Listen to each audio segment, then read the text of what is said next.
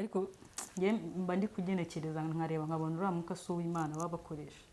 Numvishe Kenisi mu gitondo nabyutse yumva. Njye narakibonye ntari narabona video bari kubatiza. Ibyo ni ibintu bitumvikana. Ariko bamwe bavuga ngo umwuka wera. Reka Keva mwumvisha amajwi yanjye. Bari kuzimu bari gushya niba ari iki.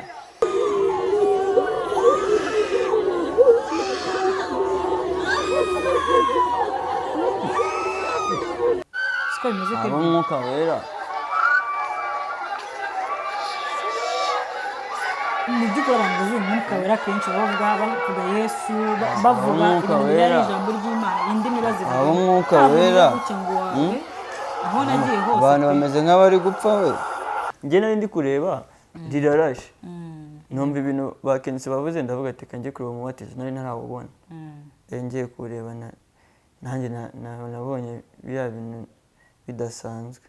Niyo umuntu yahura ariko ino nduru ni mama y'Imana ikankubwire. Iteye ubwoba barata. Ino nduru ni iteye ubwoba bayikumvishije utari kureba amashusho ko bari kubatiza ushobora kujyana nk'abantu bari gutwika. Hari umutipe numvishije ubundi ari kuvuga ngo iyo uhageze ngo ashobora kuba ari imyuka ngo ikata nyine nk'umuntu ushobora kuba ari nk'umuhanuzi w'Imana ngo hari imyuka igenda ikata nyine ayo majwi. I mean imyuka ikata ku buryo wowe umuhanuzi wageramo ntuhanure. Birashoboka ko mbere yuko abantu bajya mu mazi hari imitongero bashobora kuba barashyize. Ndaguhangiye urugero. Hari n'ikindi kintu navuga nko ku ijambo ryaho ry'Imana nigeze numva Julienne ari kuvuga njye namuteze amatwi mu bandi bapasiteri iyo bari kuvuga ijambo ry'Imana bibanda ku ijambo ry'Imana Yesu ari mbese niwe bari kuvuga ibyo bitangaza bavuga niwe wabikoze n'ibiki byose. Ariko nka Julienne njye numvishe gutya ari kuvuga ijambo ikintu numvaga ari kuvuga numvaga ari kwivugira. Reka nkubwire abantu bose insengero zose uzagendamo hari naho uzajya ushobora kujya kubwiriza baguha ubundi ibintu byo kuvuga ukizanemo ibintu ngo byo kubwiza abantu ngo kuri kwijuru.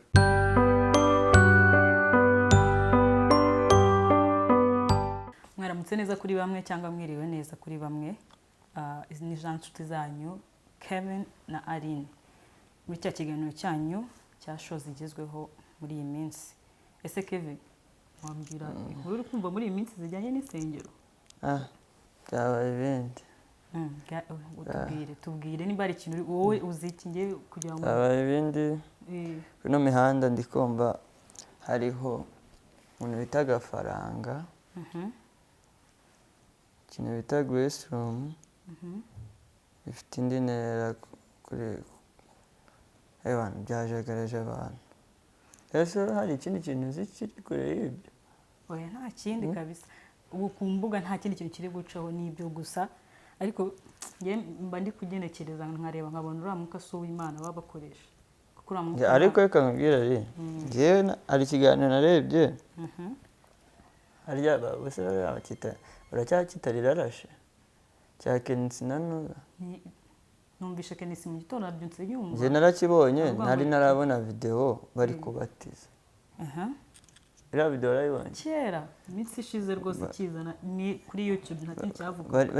Bari kubatiza abantu nyine we uvuga numvisha abantu amajwi. Okay. Rero iyo video abantu benshi mwarayibonye kuri YouTube. Iyo video njye ntabwo nigeze mbyiyumvisha ukuntu umuntu ashobora kubatizwa akava muri nyine muri Yorodani yahwiriye ari kuzana urufuro mu kanwa. Ibyo ni ibintu bitumvikana. Ariko bamwe bavuga ngo umwuka wera. Reka Keva mwumvisha amajwi yanjye. Bari kuzimu bari gushya niba ari iki. Ni ibyaha se byari biri gushya wa mugani tuvuge ngo bari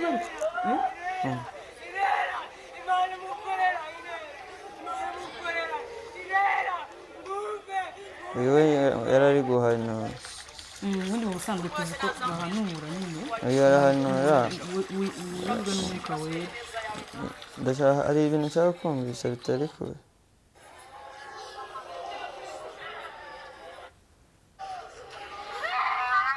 Tega amatwi mwumve gusa bibaye byiza nawe wajya kureba iyo video nibyo byiza kuyireba ushobora kumva amajwi. Ibintu ntabwo bisanzwe sinigeze mbibona. Iyo zo sound zabo mu buryo ba streaminga wagira ngo bari nyine sinzi ukuntu nabivuga, wagira ngo ubundi ari nk'abantu baba bari gukubita cyangwa se sinzi umuntu afashwe n'amadayimoni.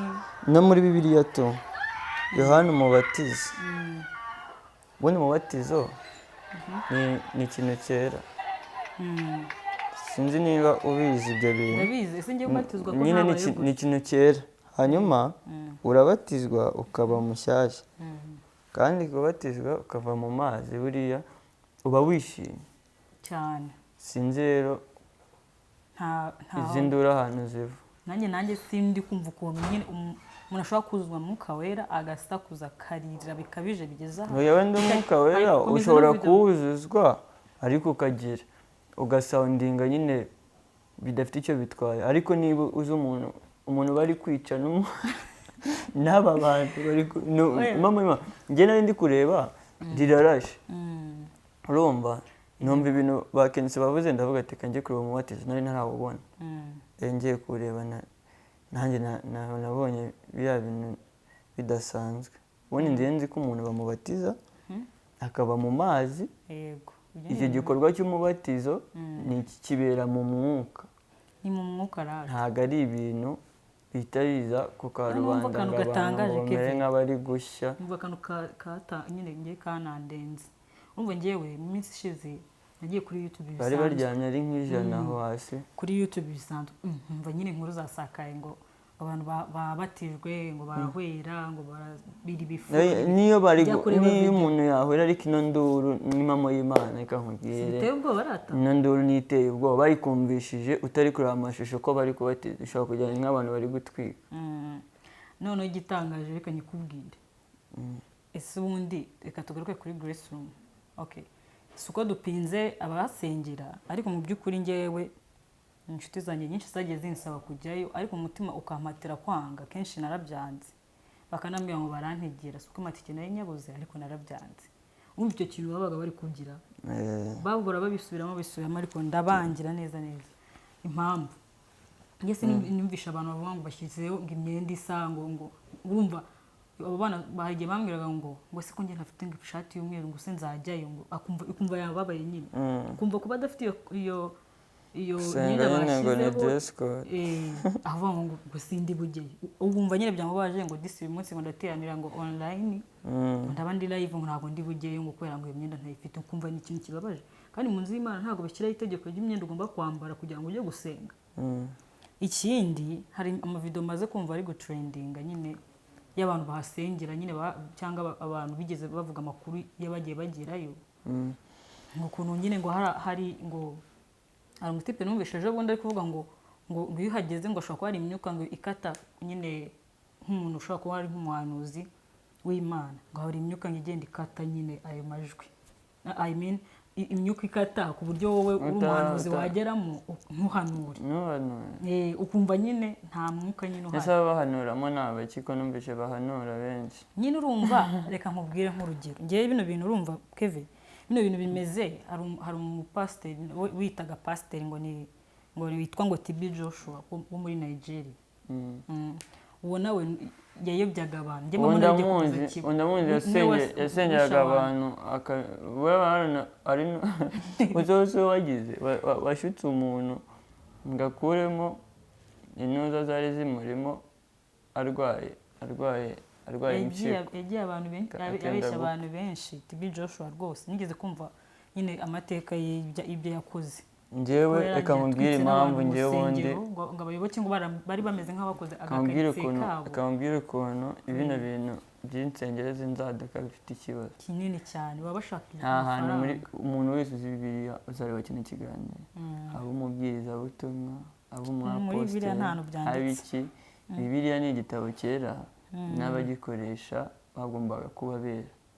nta hantu na hamwe yewe n'abantu n'abigishwa ba Yesu bujuzuzwa umwuka, nta muntu wigeze amera nk'uwo bari gutera icyuma, ni umwuka wera wazagamo bakavuga indimi, urumva cyane. ntabwo bigeze bamera nk'abari guterwa ibyuma ngo umuntu ngo amere nk'uri gushya. n'ibifuro njye narabonye ukuntu hari nyine kuri Yorodani imbere bari baharyamye, ariko hari n'akumba ko kandi abantu bavuye nko muri pisine bajya kwitunganyirizamo, nawe nuko iyo video utayirangije hari baryamyemo kabisa nta no guhumeka bameze nk'abari gupfa none hari uwo numvishije wabihuhuye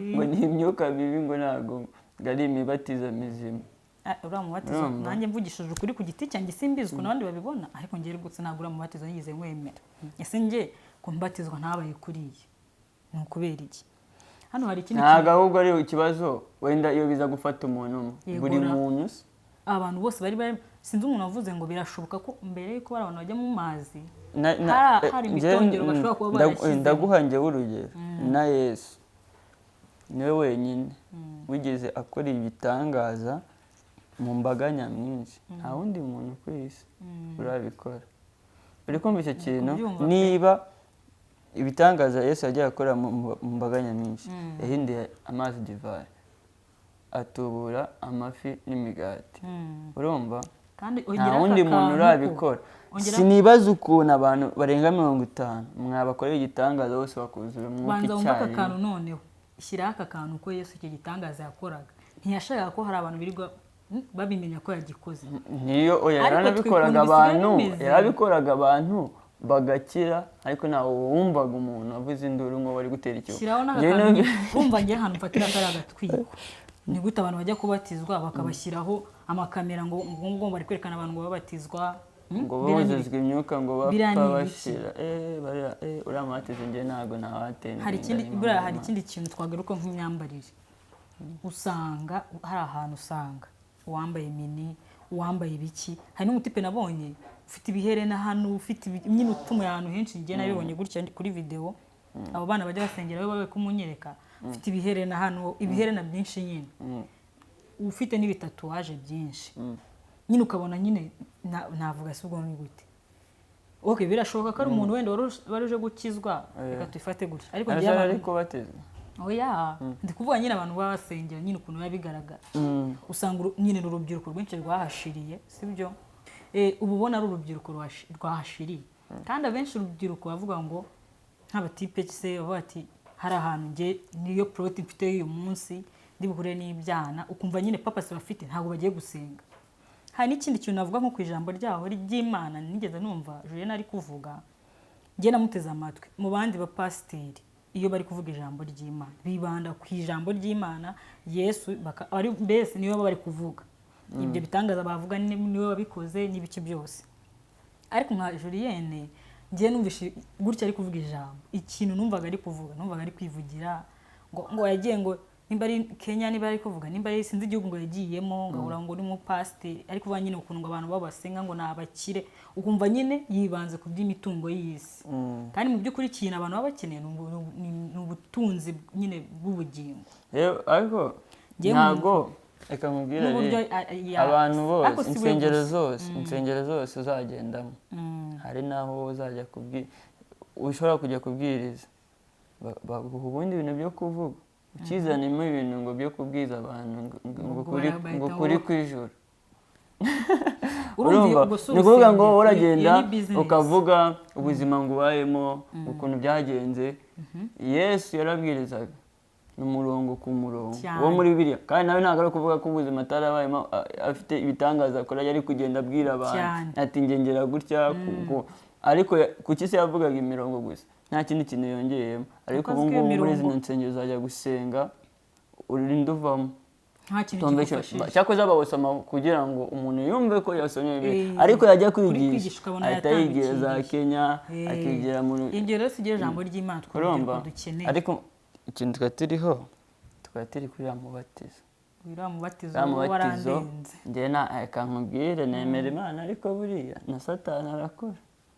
Satani ariko se njyewe ndabyibuka rega hari umuntu bita Nyamuhombeza kera ahantu nasengeraga urumva Nyamuhombeza yahagaritse imvura njya kubwira ukagira ngo ni yahagaritse imvura nikareka hepfi urumva none abantu bari njyewe ubu ngubu umuntu w'umukristo umuntu agomba kuba ari ku mutima mu mutima we ibyo binabyemera nayo byo kugendera mu kigare kira kigare ngenda cyangwa ugasanga umuntu yasengeraga ahantu ubu ngubu washobora no kuza abantu nk'igihumbi bakavuga ati mwebwe ibintu muri kuvuga babafunga kubera ko abo bantu nabo ni ibigare bameze ngo ni icyo kibazo rero cy'abantu ngo inshuti zabo ngo zisengerayo ngo none ngo bimeze gutya ngo natwe ngo tujyeyo ngo inshuti yanjye ngo tujye ugasanga umuntu ataye urusengero rwe aho hari kuzamufasha mwigisha ijambo rya nyaryo ry'Imana ngiye kuva nabaho nibwo nabonye umubatiza abantu babatiza abantu bakabona nk'abari kubatera ibyuma ase nongeye nya praying man byiza bakareba video kuko baze kwireba kuko uyu mubatizo wose n'amajwi ashobora kumva akavuga ati koko ni umwuka wera ariko ibonye video ukuntu umuntu ameze ukabona ukuntu abo bantu baryamye waba umwuka wera turayicishamo umwuka wera turayicishamo rwose ko hari igihe mushobora kwibagirwa kuyireba siko bimeze ko umwuka wera mu by'ukuri abantu bazi umwuka wera kenshi bavuga Yesu bavuga ijambo ry'Imana indimi bazivuga umwuka wera aho nagiye hose abantu bameze nk'abari gupfa we barebe ukuntu baryamye n'abazireba turabashyira muri video namwe murebe ukuntu nyine abo bantu baryamye simwe mwabyishimira kuba wowe wajya gusengera hari ikintu twibaza ese niko ushobora kujya gusengera ahantu rimwe ukabona aho hantu ntabwo hakintu hagufashije ugasubirayo ibintu muri Bibiliya nta hantu biri urumva ntabwo twebwe tuje gukritika ku bintu runaka hari ikintu kimwe sibyo nubwo twakira Grace ariko hari n'abandi gusa hari ikintu kimwe nuko ari iriho turi kubona nyine urajya ahantu kuri YouTube ugasanga nibyo gusa biriho rero nyine ibintu bisigaye biriho ubu ngubu babona nyine byashuwe biranditse noneho naje kubona uretse nkubwire aka kantu katancaho na Bishop Gafaranga nawe ngo yaje noneho mvuga ni ibintu by'Imana bisigaye byitirirwa abantu ntazi aho bavuye wa mugani uriya mujama baje kumwita Bishop gute mperuka kina filime yitwaga Bishop muri filime n'insengera ibyo byose umuntu araza akanariza ngo agatetwa Bishop none numvishe ngo yikubitiye wa mwana waririmbaga indirimbo nziza yamukubise gute wahoraga gukubita kabisa akamukubita bya byinshi yari umugore we murava neti se somo nase ko numva bibabaje kandi ngo ni pastor yababaje nyine urumva ntako ni pastor we ko Bishop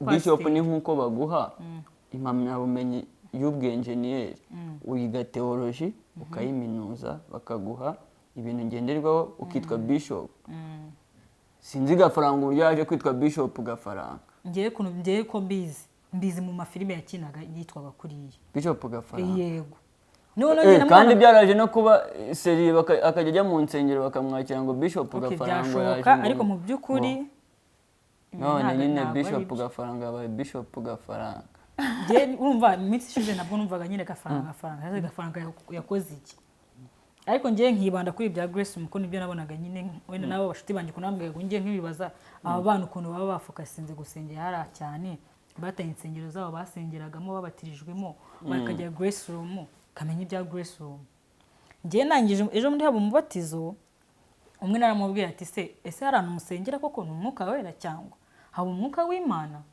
avuga ngo mwica imanza iki namuga sinci imanza ariko ko nimba ari umwuka wera uhari w'Imana bizagaragara nimba atari n'uw'Imana nabyo bizagaragara ntiyaciye iminsi mike baba barafunze ndamubwira ati se wabibonye ibya ngo n'undi Julienne yarabivuze yarabivuze iki se nyine ko yarabiza ahubwo nyine ko yarabizi ngo yarabivuze yarabizi nyine ikintu kiba kiri hano abantu rero baba bari mu rujijo buriya hari insengero za roko ziri mu nsi buriya ngewe nyine ubundi insengero nkunda kuko buriya idini urumva guterana kwera ni kwa kabiri nyine mu myemerere niko njye mbyita guterana kwa kwera ni kuriya tujya mu rusengero tugaterana ariko ntabwo ari byo teraniro rya mbere ku Mana sibyo kuriya ni uguterana kwera nubwo nabyo Imana yarabidusabye ku munsi wo ku cyumweru guterana kwera hari amateraniro njye ntajyamo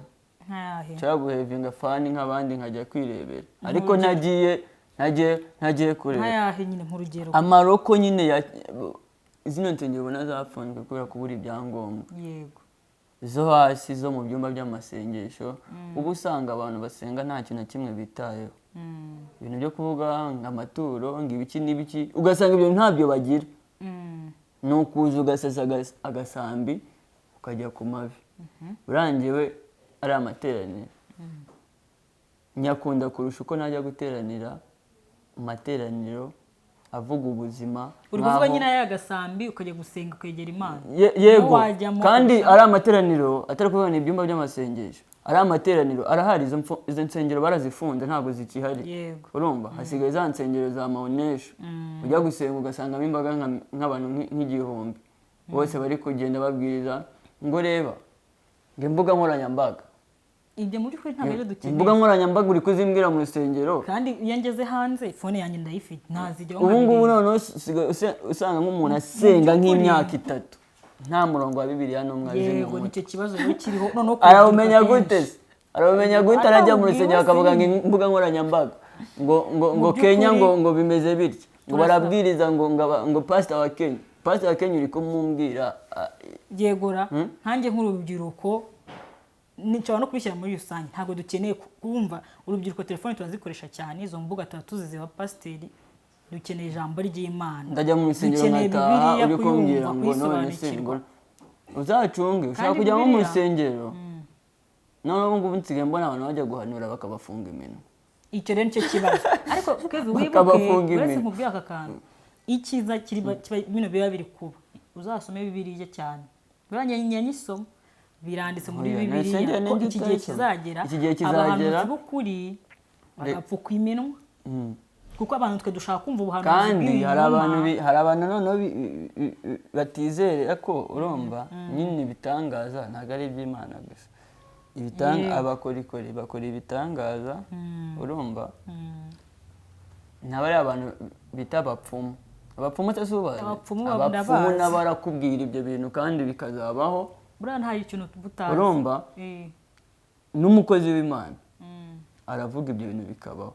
Aba bantu batatu rero urumva aba ntabwo baramenya kubatandukanya. Uzi kugira ngo batandukanye noneho bari kubona umuntu wese uri gukora ibitangaza ati ni imbaraga z'Imana, uyitirira Imana ugira gute, bagahita bavuga ati umva wowe uri gupfobya Imana. Umva ntaribagirwaho nkaho baba bakora ibyo bitangaza kenshi.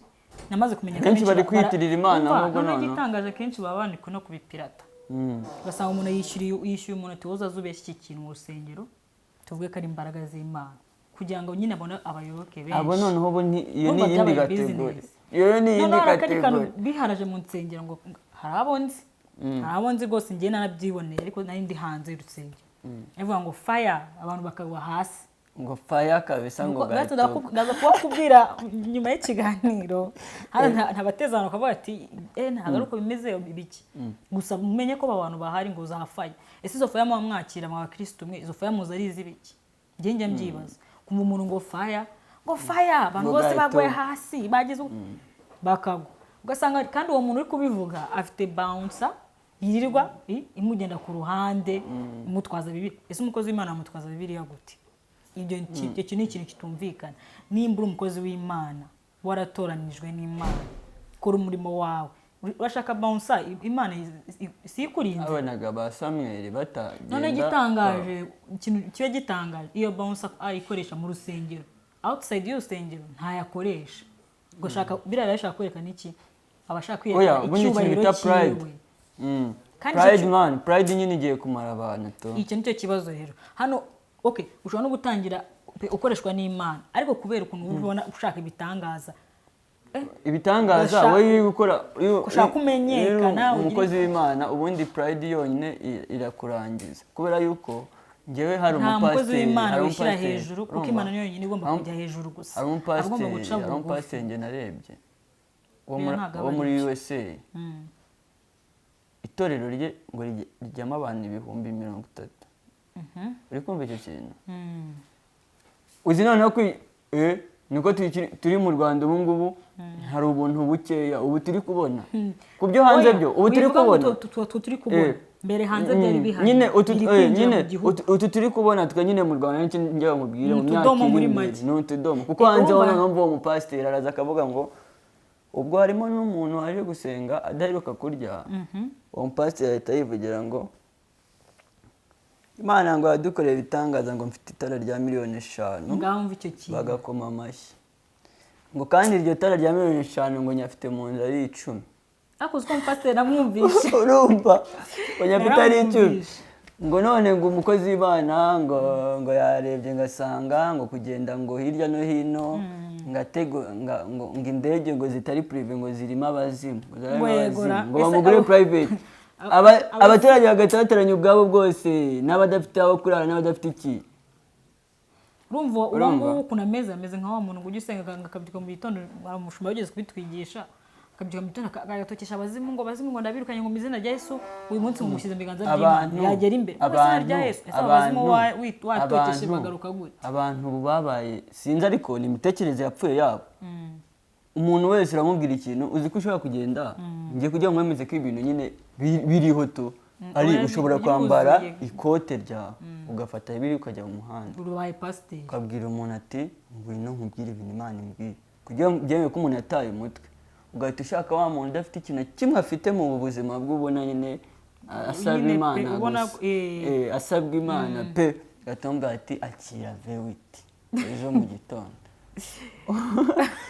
umuntu kugira ngo byemere ko nyine abantu bataye umutwe batagishishoza nta nubwo amenya ngo uvuye cyangwa ngo amenye ngo ahita avuga ati umukozi w'Imana atumva ndayakiriye ejo kabisa nta n'inzira yahizava niyo mpamvu rero abantu basigaye bafite icyo bise amasezerano y'igihugu bataye umutwe Imana ngo waratubwiye ko nta kintu ukora mu by'ukuri aya masezerano afite ni igihugu wese ajya asenga ngo Imana imwereke ibyo izamukora n'abasigaye bumva ngo na ase abahanuzi basigaye barafashe nk'abapfumu abantu ntibanasoma ahubwo rega abahanuzi bo muri iyi minsi ukuntu bazaba bameze ubuhanuzi bwa nyabwo mw'abantu mwe mw'abakristo ni Bibiliya jya muri Bibiliya ijambo ryose usoma Imana niwe bikubwira hizera ibyo biri njyewe mva ukuntu ngemera ibyo bintu umuntu umwe ku ijana niwe ushobora kumpanurira ibyo bintu nkabyemera nabwo niyo muntu birasaba kuba muzi imva n'imvano ye imico n'imyitwarire ye urumva uko avugana n'Imana umunsi ku wundi ibyo nawe uvuye ngo from nowhere nanjye nsenga urumva uje kumbwira ngo utuntu ngo n'utundi reka nkubwire ubundi iyo usenga uvugana n'Imana cyane kandi rega gusenga kwa nyako niwe n'umutima wawe ikakubwira imigambi mufiteho none abantu basigaye bavuga ati abahanuzi ese iyo bumvisha ubundi reka njyewe nta mbishyireho umucyo iyo nk'umuntu yumvishe umurongo uvuga ngo wa mwenda wari ukingije watabutsemo abantu bumva ko uzi ko uwo murongo abantu bawufata bakawufata ko ngo watabutsemo ngo bakwita bumva ngo ni nkaho nyine ari ukujya mu rusengero gusa hari abantu bita abatambyi nibo bagereraga ku muntu udashobora kwigerera kuvugana n'Imana umwanya watabutsemo ntabwo ari uwatabutsemo ngo mujye mu rusengero ngo mujye ngo abatambyi bari bameze nk'abapasiteri mufata abapasiteri ari nabo babahanurira ko abo bantu icyo bakora ari ugukonekita ihuriro ryawe n'Imana ariko access yo kugera ku Mana ariwe uyifite rero abantu bumva ko ngo umupasiteri ubwo akubwiye ibintu ngo atakubeshya wowe kandi nawe ushobora gusenga ibyo bintu Imana ikabikwibwira kandi Imana ubwayo yarivugira ati unshakana umwete azambona ese wa muntu bahanuriye ikintu niko tutafata umwanya wawe ngo usenge ufite Imana uyu muntu ni wowe umwohereje ese nimba ari umwohereje mu rugero ni ikimenyetso kimbwira ko ibi muntu reka da abo se bahanurira babasenga sha kari from nowhere uza mu rusengero watura 100,000 hagati akugati Imana igukuba inshuro 10 akira miliyoni 100 none kigaragara hano mu isi dutenye nyine tudushaka ubutunzi bwinshi kandi ari ikintu kimwe tudatekereza Imana ishaka kuvuga ati ngo haye inzu ngo haye imodoka ngo haye nyine ibyo byose ariko ukibagirwa ko ikintu cyangombwa gikenewe mu bugingo kuko ibyo Imana ishaka kubivuga ko kanya ukabyuka wapfuye wabimaze iki ariko byibuze ufite ubugingo ariko muri iki gihe bundi tugomba kuba twigeza nyine buri kanya dusaba Imana imbabazi kuko ntabwo tumenye igihe umuntu azagenda kuvuga ngo imperuka ngo yageze abantu ese eka kana ahubwo nkavuga ari abantu batazi ko hari impande ebyiri urumva iriya mpanda n'abapasiteri benshi ntabwo ibyo bintu bajya babwirizaho. iriya mpanda iteye ubwoba ya kabiri nayo isomye mu byahishuri ntabwo bajya babwira. Hari impanda ebyiri, ibice 20. hari ubuzima bw'umuntu, ni ukuvuga ngo ari nyine iyo upfuye ukugupfa nyine iyo ari impanda yawe aho ivugiye naho birangirira ni aho ngaho hawe ukamenya. kandi iyo ivuze icyo nzi cyo ni uko nta mahirwe ya kabiri uba ufite. yahe amahirwe tuyafite ni kwa kundi ukora ikizami cya nyuma ugatsindwa ugategereza amanota niba uzi ngo watsinze, ese wamuga hari n'igihe uba wizeye ko watsinze ugasanga watsinzwe. niyo manda ya mbere niko imeze. iya kabiri azaba ari yandi yo gusoma amanota. Sinzi nimba ibyo bintu uri kubikurura. iya kabiri ni yandi avuga ati wowe watsinzwe abatsinzwe barasibira nagusibira turamwirukanye urumva uwatsinze arakomeje arimutse.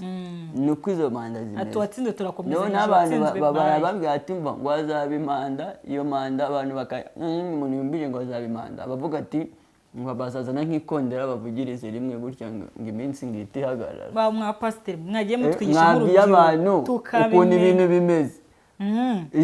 erega muri iki gihe dukeneye kumva kuko ibintu biriho ni ibyanditse mu byahishuri. dukeneye noneho ya magambo atuma abantu bajijuka bakareba koko ibyo bintu biri kuba ni ibyanditse muri amafaranga. bakavuga ati kuko abantu bose rega baragize basigaye bishakira ubutunzi. kuko uzareberega n'umuvugabutumwa wa nyawe ubona mu rusengero iyo avuze ikintu agasa nk'urasira abantu bose bicayemo aho, kandi iryo ni ryo jambo. barababara pe nta nubwo abazagaruka. niyo agarutse bamubwira ibintu byo kubwirizaho, bakamubwira imirongo ntarengwa, bakavuga ati abakristo bacu nta bintu byo kuzabwira ibintu bya tari, ni ukubavuna no kubasesereza. kandi iyo miseserezo niyo ikenewe. iyo miseserezo rero nta nubwo baba basesereza.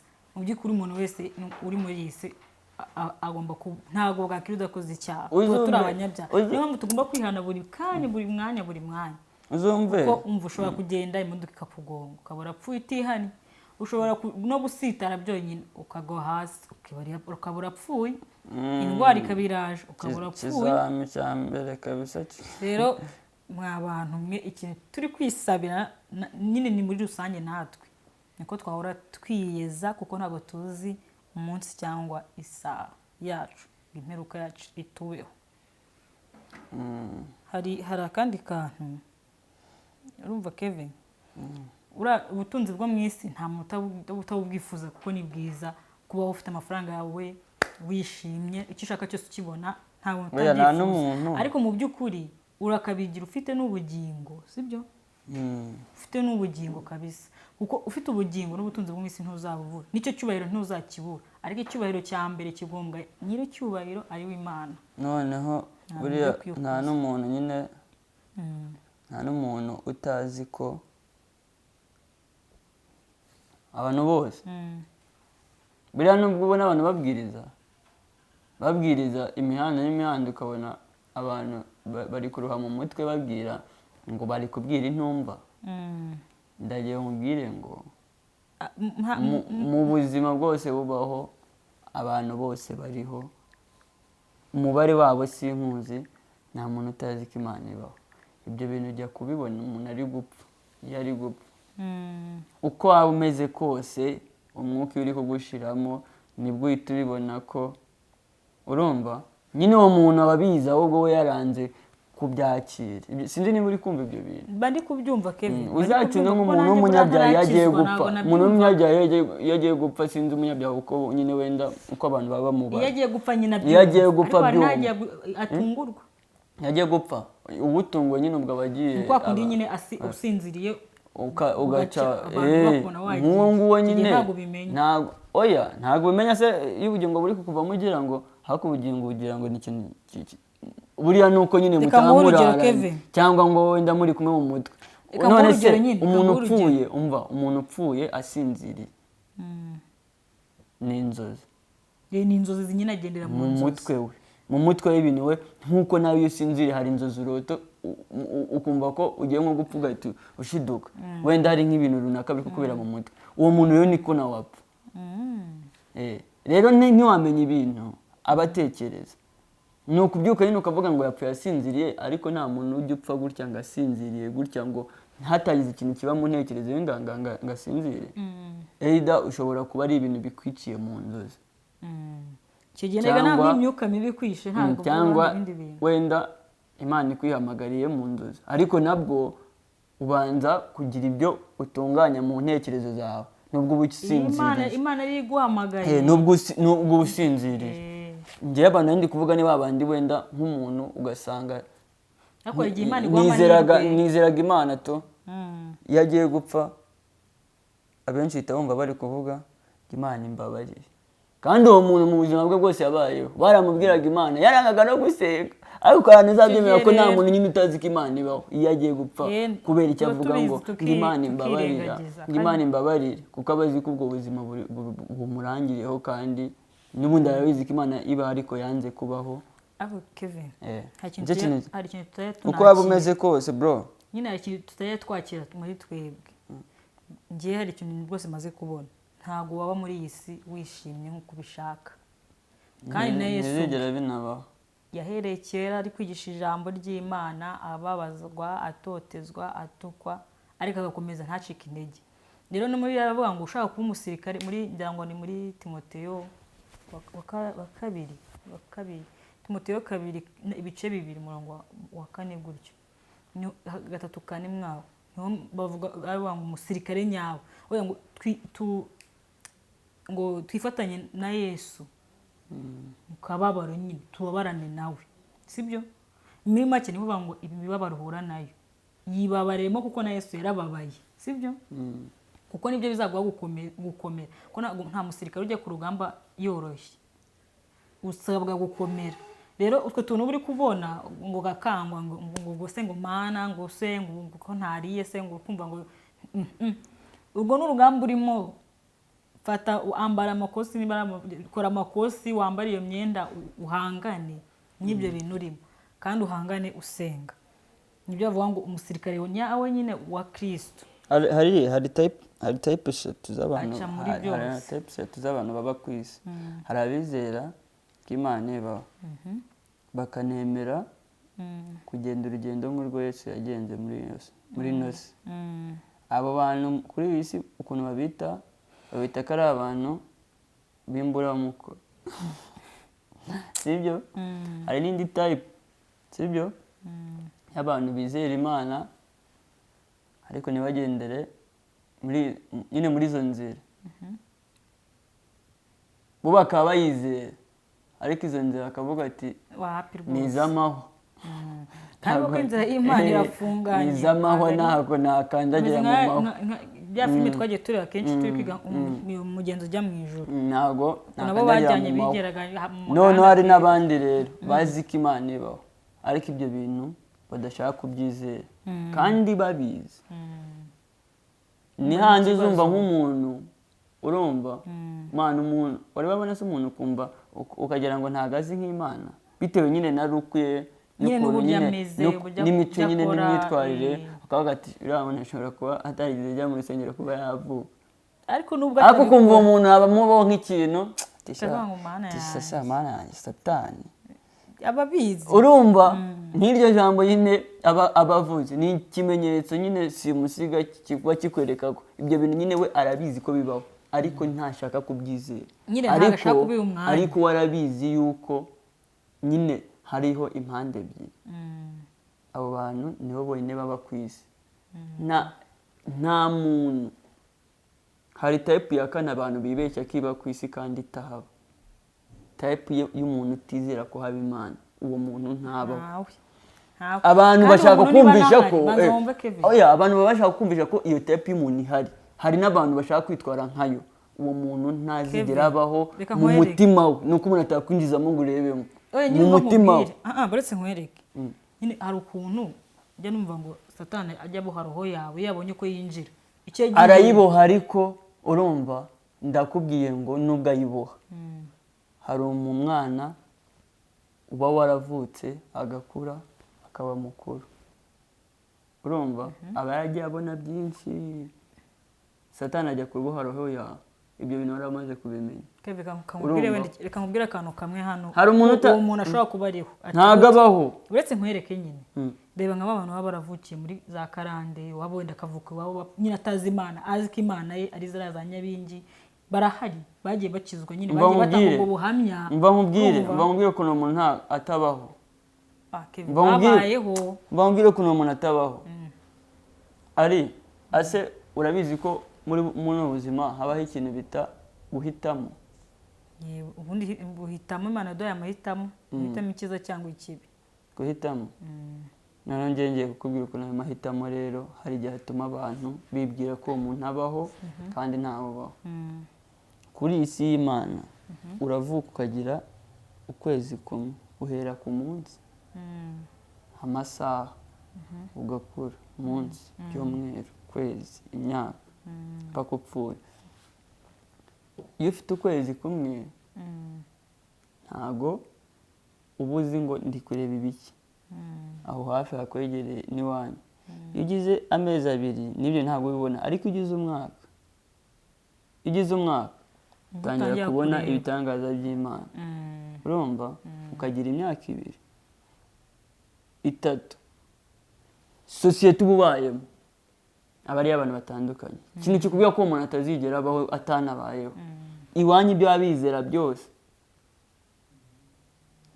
ubuzima wobubayeho nibwo kugaragariza ko Imana ibaho.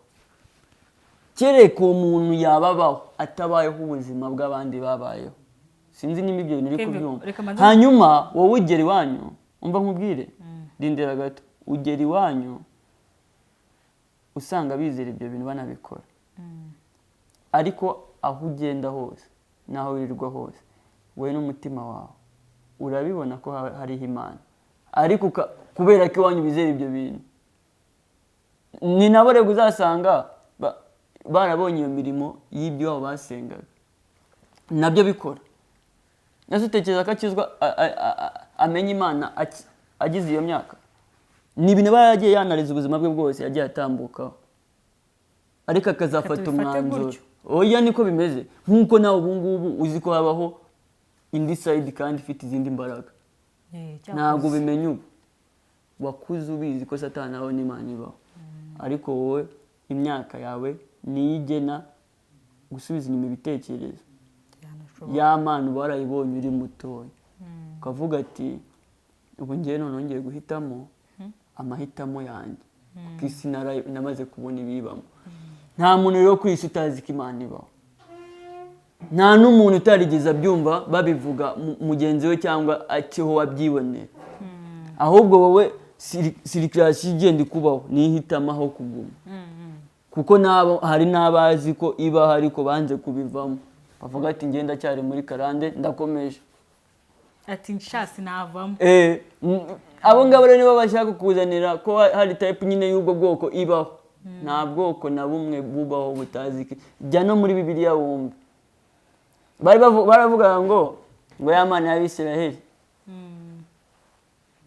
ngo ya Mana y'Abisiraheli, ni nkuko nyine ashobora ati ya Mana ya papa, ngo ya Mana y'Abisiraheli, nkuko nyine nawe upingiza abandi bagati biraye nazi ibyari byo. Urumva nabo ngo baba nta muntu n'umwe utazi ko Imana iba. Iyo type y'umuntu ntizigera inabaho, ahubwo wowe aho ufungiye niho uguma. Ariko ntabwo yabivuze ko utayizi kibaho, ahubwo uba wumva udashaka gukurikira iyo nzira bitewe n'ahantu uri. Ibyo bintu uzabibona, njye ndi kuguha urugero rega. Uyu umuntu ari gupfa nibwo umenya ko buri muntu wese azi Imana. Wa muntu ari mutaragize ujya mu rusengero cyangwa ukoresha ijambo ng'Imana mu buzima bwe, aravuga ati Imana yanjye umbabarire, kuko abonye ko apfuye birangiye, kandi arabizi ko hari impande ebyiri agomba kubarizwa. Itangaje umuntu azitaho igihe cye kiri kugera. Nyine nibyo ndi kukubwira ati nta type n'imwe ibaho itazi ko Imana ibaho. Njyewe ndi umuntu ukurikira ibintu byinshi by'amateka yagiye abaho, ariko usanga urumva umuntu nyine usanga abantu benshi bagiye bayoboka none kangusetsa, usanga abantu benshi bagiye bayoboka inzira nyine itari Imana, banje kumenya Imana mbere y'iyo nzira. nicyo kibazo uwo rero noneho kugira ngo mwemeze ko kugira ngo mwemeze ko Imana nta muntu n'umwe utayizi. Umuntu hahandi nyine usanga ariko reka nkubwire man gute umbwira ngo hari umuntu n'umwe ubaho ngo utazi iyo nzira y'Imana kibaho na Satani ubwe azi Imana. Iyo type y'umuntu yaba yaraturutse he? Okay, njye bariko nabyumvaga ariko nibibaho nyine. Bari n'abandi bari inyuma wenda bashobora kuba ariko babyumvaga ariko wenda barabisobanukira. Nibibaho bimenye. Nibo mbimenye. Na societe uzagendamo uzacunga abo bantu bose. Hari akantu katagakwereka kazi Imana. Kandi atari wowe uzabicunga, wowe ugendera mu bantu muziranye. Hari umuntu ubayeho gutyo. Ariko uza kubona rimwe ko ya Mana yizi. Ubyeretswe n'akantu gato. Kandi warahoze wowe ukeka ko ibyo binashobora kuba nta n'ahantu yigeze ahurira nabyo mu buzima bwe. So rero uyu munsi twavuze cyane ariko nyine amakuru aba ari menshi gusa hano ikintu twe turi kuvuga ni saga ziri kubera mu nsengero njye sizinejeje ukuntu abantu nyine turi kuyoba kandi tubibona, turi kujijwa kandi tubibona, twakumbye kujijuka. Imana yaduhaye ubwenge kugira ngo tutekereze dukora ibizima, iduha guhitamo ibizima, ntiyizi iduha guhitamo ngo duhitemo ibibi. Yarabwiye ngo hitamo icyiza n'ikibi. Iyo ndi kwisabira abantu muri guhitamo nabi, mwongeye mufate umwanya wanyu musege ku giti cyanyu, kuko nta hantu namwe Imana itagera. Imana ibana nawe, Imana igendana nawe, Imana iba muri muntu wese kuko ibera hose icyarimwe. Rero numbwiye ngo wagiye hariya kureba ibyo bitangaza, ese wese ab'Imana ariyo yawe aho uri aba ari igufasha. Sibyo Kevin? Abantu kandi bige urumva bige guconnecta abo ubwawe n'Imana.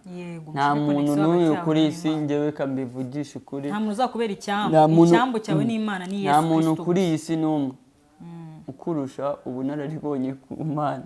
Reka mbyite gutya. Ahubwo biterwa wowe n'ukuntu imyizerere yawe. Sira nk'abari uri kera nibwo bafataga umuhanuzi bakamusukaho amavuta akaba umuhanuzi w'ubwoko runaka.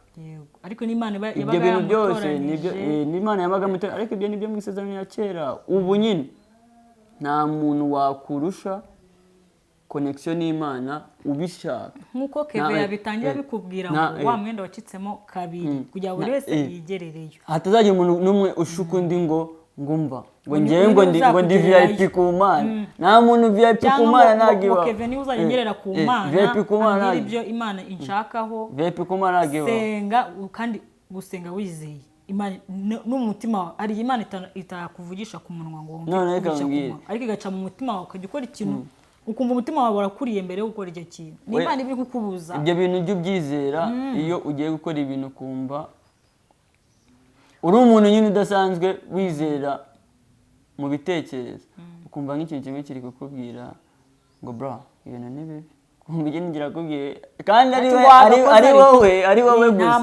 Urumva nta muntu muri kugavuga atari ko sha n'ubundi nta bibi niwe wa mbere niwe wa nyuma. Nibwo uzamenya ko ayo majwi abiri haba harimo rimwe yose abakurimo yose abakurimo ariko wowe uhita ucuzinga. Ariko nyine iyo wigereyeyo ubasha gucuzinga neza. Njye nicyo ndi kubasaba namwe mu bapasiteri mwe rwose cyangwa abo mwita abapasiteri mureke kubeshya abantu, sibyo? Nimba koko ari n'ibyanyabyo mwigisha abantu ijambo ry'Imana, ko na Yesu ubwe yigishaga ijambo ry'Imana. Mureke gukunda icyubahiro kurusha icyubahiro. Iyo wishyize hejuru Imana igushyira hasi. Aragambo kavuga ngo mugende sinigeze mbamenya mwankoze n'igihe ugiye cy'urubanza iryo jambo ngiye niryo ryari intego ubwoba kabisa. Myiza mu zina twagaburiye imfubyi twagiye njyewe nyine mbanya nk'umupasiteri kabisa wabaye ubuzima bwose afera abantu. Ntabwo risekere Imana oya njye nanjye kandi ninkumbuye ko ari kunera ubwoba kudashyira kukantu kamva imbere wankoze ibi. Ndi kwita ndeba nk'ishusho y'umupasiteri runaka nyine ari gucibwa urwo rubanza. Niyo abatari pasiteri buri muntu ku giti cye. Yewe pasiteri azabazwa ibye abashumbye kuko ngo abapasiteri bazakubitwa inkoni nyinshi. Abashumba bazakubitwa inkoni nyinshi z'abantu bayobeje abantu. Ariko n'abantu nibafunguka amaso Kevin, ese ni gute umupasiteri ubundi ngo akora ibitangaza? nawe Imana yakoresha igitangaza wabishatse wayizeye kandi wayegereye birushijeho ujya guca mu bandi ubundi. Njye niyo mpamvu nkubwira ngo ubuzima bwose wabayeho wavutseho wagendanye n'Imana. N'ubu tuba turi kumwe nayo. Wagendanye n'Imana n'ubu aracyari kumwe nayo. Nta mu VIP ku Mana. Ibyo byabagaho kera.